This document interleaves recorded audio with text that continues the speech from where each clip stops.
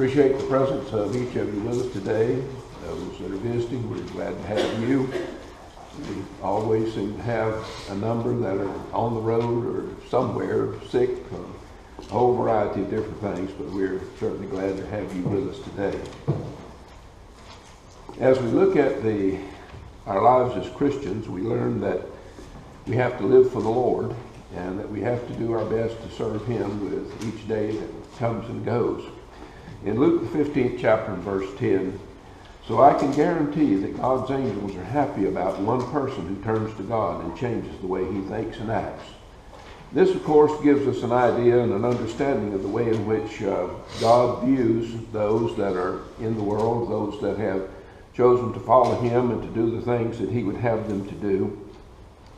And in the course of looking at this lesson, I want to look at a couple of Jesus' parables, just sort of superficially, not to any great depth, but primarily to get the ideas that the Lord has about this world, about those that are in it, those that have made their choice to follow Him, and those that are still within the world.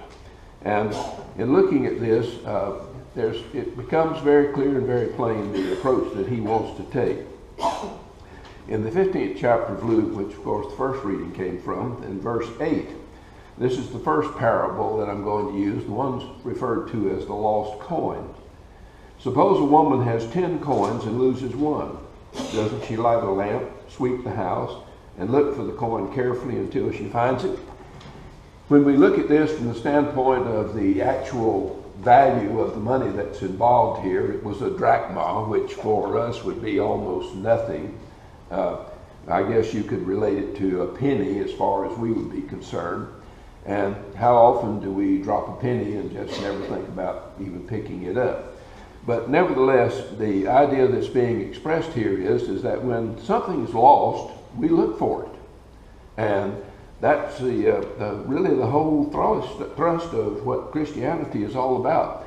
But it's not just from the standpoint of the way things are now. It has always been God's purpose and His intent that those that were in the world would be ones that He would be concerned about and that He wanted to follow His ways and do the things that He would have done. In Isaiah the 55th chapter and verse 7, let wicked people abandon their ways, let evil people abandon their thoughts. Let them return to the Lord, and He will show compassion to them. Let them return to our God, because He will freely forgive them. So this indicates to us very clearly that from the very early stages, God was interested in His people, and that means everyone, to come back to Him, to the place where they were originally when they came into the world. And just as a sort of a sidelight on this is the indication of the fact that we all started out with God. When we came into this world, we came in as one of His. As a result of sin entering into the world through the sin of Adam and Eve, we too inherited the opportunity to do things that were contrary to God's will, and that, of course, is what we've done. And we've transgressed the commands and the laws of God. We've reached the point where we have the understanding and the knowledge of what's right and wrong. And so, as Isaiah suggests, we need to abandon our wicked ways and go back to the Lord. And that's what we undertake to do. And again, as we look at Luke 19 and verse 10, indeed, the Son of Man has come to seek and to save people who were lost. Jesus came for the purpose of seeking the lost. Unfortunately, many don't really seem to gather that. They seem to think that He just came to teach good philosophy and things of this nature. But in reality, His purpose in coming was to present what God wanted presented to mankind, so that they would know what to do in order to do what He spoke about in Isaiah. That they would find a way to come back to Him and to do the things that He would have them to do, so that they could once again be with Him. In our Sunday night class here and past week, we were talking about, or had a lesson presented to us that pointed out the fact that at the very beginning of our existence, at the point of conception, we receive a soul from God. We become an identifiable, eternal individual at that point in time. Irrespective of what the Supreme Court might say, it has absolutely nothing to do with that. The reality is that at the point you are conceived, you are an eternal being. You're going to be somewhere forever. And God wants you to come back to Him, to be with Him as you were at, you might say, at the beginning. But all of this about the lost coin. When something is lost, we go to seek it. The example that's given here is that's why Jesus came. Jesus came to seek what was lost. And this is the purpose in the parable, to point that out, that this was the purpose and the intention that God had, was that there would be a search for that which was lost, and an effort to reach out and to find that which was lost. In the 9th and the 10th verses of the same chapter, Luke 15, when she finds it, she calls her friends and neighbors together and says, "Let's celebrate. I found the coin that I lost." So I can guarantee that God's angels are happy about one person who turns to God and changes the way he thinks and acts. But what this does is tell us the fact that there is a rejoicing in heaven over the fact that one is coming back home. I don't know how many of you, I suspect most of us, have been away from home for some distance or some time. Some of us have been away from home for quite a number of years at a time. When you come home, that's a very special event. When an individual comes home from the world and becomes part of God's family, that is a homecoming that not only is rejoiced here on this planet, but that is rejoiced in heaven by God and the angels. So that should give you a little bit of a notion about exactly how important each single individual is as far as God is concerned. And as we continue to look at this, there's another parable in this same 15th chapter of the Gospel of Luke. And this particular one is the one that's usually referred to as the lost sheep. In 15:4, suppose a man has 100 sheep and loses one of them. Doesn't he leave the 99 sheep grazing in the pasture and look for the lost sheep until he finds it? And of course, that's precisely what we do. You can have any number of animals, of whatever, but when one is missing, that one gets the attention. The others have not lost their value. The 99 are not unimportant. But when you have 99 that are safe, the one that is in danger is the one that you're concerned about. And of course, in relating it as Jesus did in this particular parable, shepherds were in the field, and normally at night they brought the sheep into a sheepfold, as it was called, and which was usually composed of a barrier of some type, usually with thorn bushes and things of that nature, where the sheep were contained. There was an entry point, and the shepherd slept across the entry point so that nothing would be able to get to the sheep. So if one sheep was missing, he would go and search for that sheep. If there had just been me, Jesus still would have come and died, because I would have been the lost sheep, as would each of you. And so as we look at this and as we think about it, we recognize that there are an infinite number of those individuals who are Christians who have chosen to follow the way of Christ. But there are far more surrounding us in the world today that are among the lost sheep. And the Lord is interested and concerned in reaching out to them. In fact, that is the whole purpose of the church and its existence. And in 1 Peter, the 2nd chapter and verse 25, you are like lost sheep. Now you have come back to the shepherd and bishop of your lives. He is speaking here, of course, about the fact that as individuals, as we say, initially our relationship with God is one where we are one of His. But we reach the point where we begin to do those things that are contrary to God's will, and sin of whatever nature it might be, it doesn't make any difference. Men like to make graduations as far as sin is concerned, that this is a major one and this is a minor one, whatever. God doesn't see it that way. God simply sees that sin is transgression of His law, and it doesn't make any difference whether it is killing someone or whatever. as far as God is concerned, sin is sin. And so what Peter is talking about, he's talking to Christians, and he says, you have recognized that you have transgressed what God wanted you to do and to be, and you have come back, and you have become one of his children again, like you were at the beginning. And this is what brings rejoicing and happiness, is this return, this coming back to God and being reunited with him. Because in this way we come back to the family. There are other parables, of course, in the scriptures that relate this same identical thinking process, where individuals realize that it's important for them to come back to God, to get into the kind of relationship that existed with them at the beginning, and to maintain that existence. In the book of Matthew, in the 9th chapter, verse 36, when he saw the crowds, he felt sorry for them. They were troubled and helpless, like sheep without a shepherd. And this, of course, is speaking about Jesus, and the fact that as he viewed the world and he viewed the people that were here, he recognized that this was the fact, that the world was lost.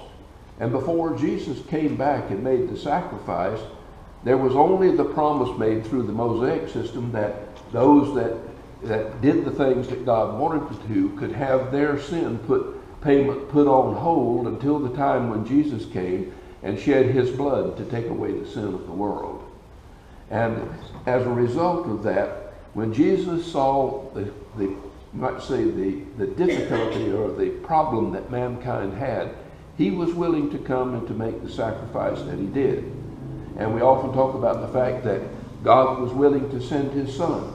So we have a combination of willingness to sacrifice for the benefit of those, even those that were blaspheming his name, those that were taking the Lord's name in vain, those that were living lives that were such that they were contrary to the things that he would have them to be. And yet, even while we were sinners, Christ died for us, came back and shed his blood that died on the cross of Calvary. And I think if we ever really took the time to really think about when we were taking the Lord's Supper, just exactly what all was involved in that death on the cross, it would perhaps help us to realize exactly how great a price from the standpoint of this world was paid. But there was even greater price that was paid through the suffering that Christ went through in the separation from his Father on that particular occasion. But that's another sermon. In Luke 15, verses 5 and 6, when he finds it, he's happy. He puts the sheep on his shoulders and goes home. Then he calls his friends and neighbors together and says to them, "Let's celebrate. I've found my lost sheep." This expresses the way the Lord feels, once again, just like we talked initially about the shepherd. The shepherd goes out and he finds that sheep that was lost. And that sheep was in danger because in those particular days, we read about in the scriptures from the standpoint that David as a shepherd encountered bears and lions both. And so Palestine was a lot different place in those days in that there were animals of this type that were there. And a shepherd would be responsible for maintaining the safety of the sheep. And so if one was missing from the sheepfold, then it was important to find that sheep because sheep have no means of protecting themselves whatsoever. They are strictly 100% vulnerable to whatever is happening around them. And as a result of that, the shepherd realized that he must go out and find that sheep. You recall in the 23rd Psalm that the statement is made there, "Thy rod and thy staff, they comfort me." What this is talking about is the equipment that the shepherd carried. He carried a rod and a staff. He had a rod, and the rod was for defensive purposes, and the shaft was for pulling the sheep back. It had a crook so that he could pull the sheep back from the edge of some kind of danger or something of this nature. But he carried a shaft also, and that was one of his defensive weapons. Of course, we know that David used a sling, and as a result of this, though, we realize that shepherds were responsible for caring for the sheep, and very often had to fight in order to maintain the safety of the sheep, to fight for them, literally. And so we recognize that with all of these things put together in our thinking process, we realize just how important Jesus recognized that it was what was necessary to do in order to provide salvation, and the reason that he was willing to make the sacrifice that he made. In the 7th verse here in 15, I can guarantee that there will be more happiness in heaven over one person who turns to God and changes the way he thinks and acts than over 99 people who have already turned to God and have his approval. Of course, people read this and they say, well, somehow or other the scriptures are saying that the 99 are not important. No, the 99 are not important. But if you have $100 in your pocket and you lose $1, what do you look for? Do you look for the 99 or do you look for the one that you lost? And so this is the way we think and the way we act. And this is what the Lord is saying. He's not saying that the 99 is not important. He's saying, I have those, but the one that is missing is the one that I'm concerned about now. That's the one I have to do something about and have to do about it now. And so we need to keep in mind this fact that we have a God who loves us, who cares for us, who is interested in us. And the reality is, if we take the time really in our lives to think about things that have taken place in our lives in the past and even at the present, that those are indicative of the fact that he cares about us, that he's interested in us and what happens to us, and that in many instances he has done things that will help us to survive even. So we need to become more aware, I guess you would say, of the relationship that God has and the concern and care that he has for us. In Luke 5 and verse 32, I've come to call sinners to change the way they think and act, not to call people who think they have God's approval. So again, the idea is set forth by Christ that he came to seek those individuals that were lost.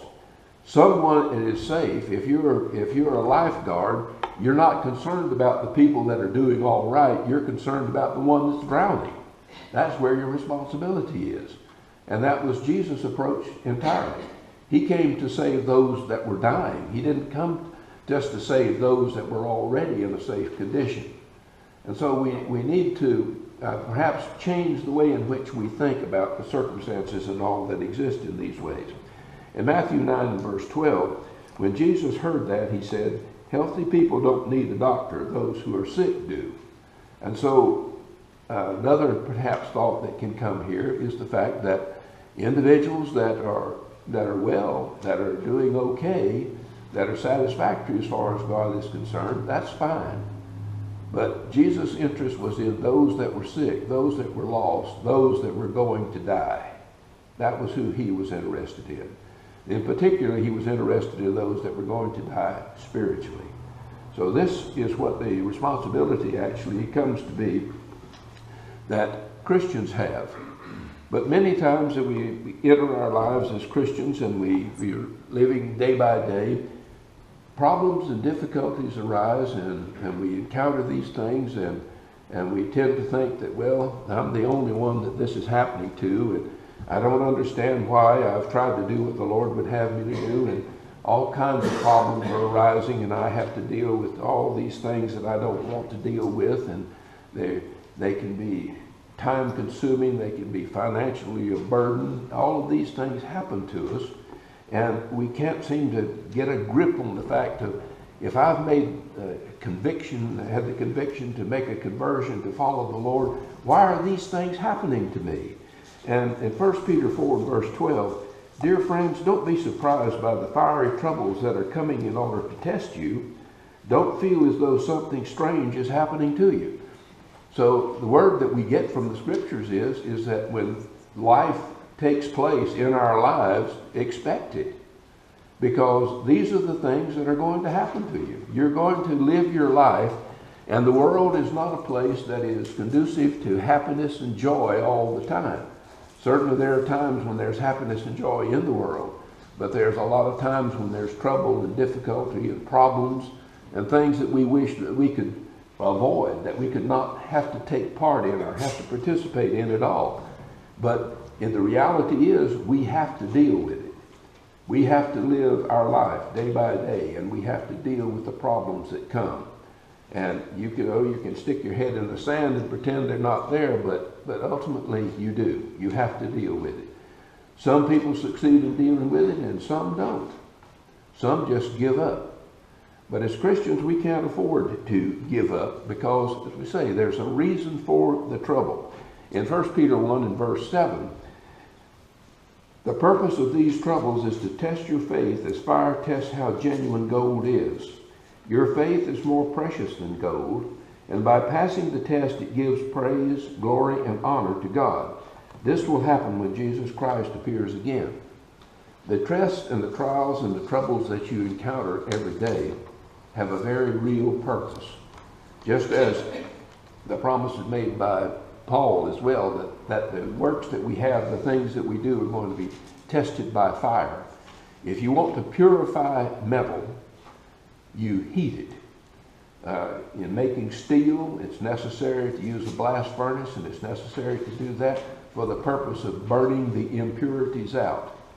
God uses the world to burn the impurities out of Christians. We are tested, and the world provides the fire for that test. Not because God doesn't love you, it's because he does love you. Because he wants you to be the very best that you can be. And unfortunately, for many thinking it's just too much to bear. But when you make the choice to stand with the Lord, to become part of his family, you can anticipate that the tests are going to be there. The trials are going to come, and they're not going to be easy. So to anticipate that they're going to be easy is a mistake. James 1:12, blessed are those who endure when they are tested. When they pass the test, they will receive the crown of life that God has promised to those who love him. In other words, there's a straight and narrow path that leads to life, we are told by the Lord. And that there are not many that find it. And part of the reason why not many find it is because they get burned up by the fire. But when you endure the fire, when you endure the affliction that comes, the difficulties and problems, whatever they might be, you make it through that, you make it through the test, then there is a promise that awaits you, that God has made. Oftentimes you hear people make the remark that salvation is free. It's not free. Jesus paid the price as far as the removal of sin is concerned. But salvation costs you everything you have. You have to commit yourself 100%. You have to be everything that you can be. Paul says we need to make our lives a living sacrifice. And that means when you make a sacrifice, that means total commitment. And so if you want the reward that comes, you have to pay the price to get there. There isn't any cheap, easy way of salvation. It comes at the price of all that you can pay. James 1:14, everyone is tempted by his own desires as they lure him away and trap him. The thing is that it's not really the world that is our problem. We are the problem. It is we ourselves who are our own worst enemy. The world just provides us the opportunities, but we take advantage of them. Paul promised in 1 Corinthians that there was no temptation that was going to take us but such as was common to man. That there would be a way to escape, but we have to search for it. We can endure what comes to us in this world. We can deal with it if we choose to. But we have to be willing to take the fire. We have to be willing to deal with it. And if you think about that, it's true in every other part of your life. Everything that you've attempted to do has required you to make a commitment to do it if you did it successfully. There's no easy way. There's no free lunch, as the expression is once made. You have to pay the price in order to make the success. In 1 Peter 3 and verse 4, rather, beauty is something internal that can't be destroyed. Beauty expresses itself in a genuine and quiet attitude which God considers precious. And so, as we encounter the problems and the difficulties that come, no griping and complaining. suck it up, as the expression is once again. Deal with it, because that's the route that we have chosen. That's the way you deal with it. You meet the challenge, you live your life, and you live it as God would have you to, and you will be successful in overcoming it, because there isn't any test that's going to be greater than you can bear. In Mark 16:15, then Jesus said to them, so wherever you go in the world, tell everyone the good news. And that's a responsibility that passes on to all of us. Jesus says that we have the responsibility of telling others about this opportunity that exists and making it clear to them. And we demonstrate it by the things we say, by the way that we live, by everything about us.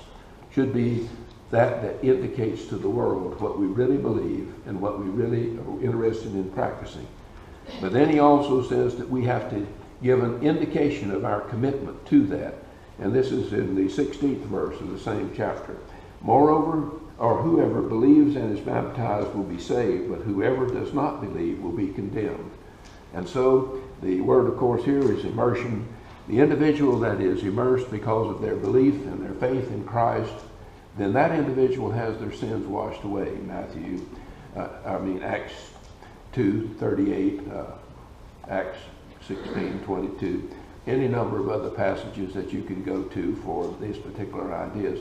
But the reality is that we have to make a commitment. We have to demonstrate it openly and publicly, that it's an actual demonstration of our faith and our trust in the Lord for what he has done for us and the way in which he feels about us, and that we need to be actively involved in trying to reach others in the same way, to persuade them to make their choice to go back to where they were originally, to be back with God, be part of his family. Finally, in the Revelation letter, in the 2nd chapter, in the church at Smyrna, Jesus made this statement: do not fear what you are about to suffer. Behold, the devil is about to throw some of you into prison, that you may be tested, and for 10 days you will have tribulation. Be faithful unto death, and I will give you the crown of life. In that particular day and time, persecution was the common thing as far as Christians were concerned. And so the statement made to the brethren in Smyrna was, hang on to what you've got. Be faithful. Deal with the temptations, deal with the trials that come your way. And the 10 days that's referred to here is symbolic, and it just simply means that there's going to be a time in which you are going to be tested and you're going to be tried. That message is for us today as well. And we need to realize that the temptations and the trials are going to come. But we need to be busy about the Lord's work and doing the things that he would have us to do. We will never become a member of God's family or return to our membership in it. We have to be born again into that family from a spiritual standpoint. And we're born again through water and the Spirit, as Jesus told Nicodemus in John 3. And so, as Romans 6:4 tells us, we are buried with him by baptism to be raised to walk in the newness of life. And that's born again. So we have to realize that we have to demonstrate to God that we have our trust and our belief in him, that we're willing to make the sacrifices that are necessary, in other words, our own life, and to live for him day by day, and meet the trials that come. But that's all just part of what the promise is. And if you want the reward, then you have to pay the price. So today, if we can assist you in becoming a member of the body of Christ, returning to your original relationship, or if we can pray for you because you have a need in your life for prayer, we offer you the opportunity to let it be known while we stand and while we sing.